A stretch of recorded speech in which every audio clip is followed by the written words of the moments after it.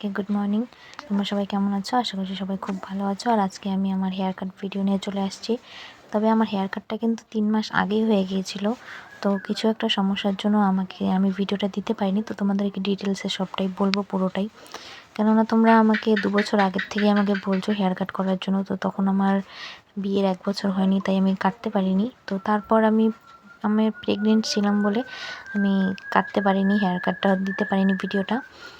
তাই এই দেখো, এই ভিডিওটা হচ্ছে আমার লং হেয়ারের।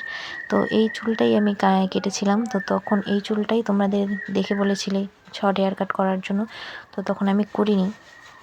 তো তোমরা দেখো, আমি কিন্তু ভিডিওর মাধ্যমে তোমাদেরকে দেখাচ্ছি, কেননা আমার হেয়ার কাট ভিডিওটা সেটা কিন্তু আমি করতে পারিনি কিছু একটা সমস্যার কারণে। তো সমস্যাটা তোমাদেরকে আমি পুরোটাই বলবো। তো আমার ছেলে যখন হয়েছিল তার 21 দিন পর আমি আমার হেয়ার কাটটা করেছিলাম।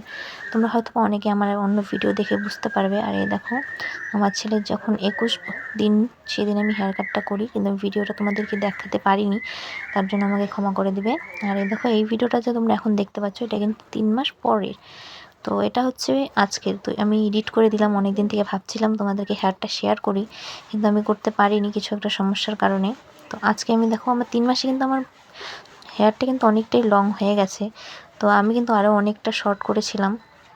তো তোমরা আগের ভিডিওটাতে যেটা দেখতে পাচ্ছ, সেটা হয়তো অনেকেই বলতে পারো যে তুমি হেয়ার কাট ভিডিওটা দিলে না, কিন্তু এখন দিচ্ছ কেননা আমার ছেলের 21 দিন, আমার ছেলে আজকে আমার সঙ্গে নেই, তাই আমি সেই পরিস্থিতিতে ছিলাম না যে হেয়ার কাট ভিডিওটা করব।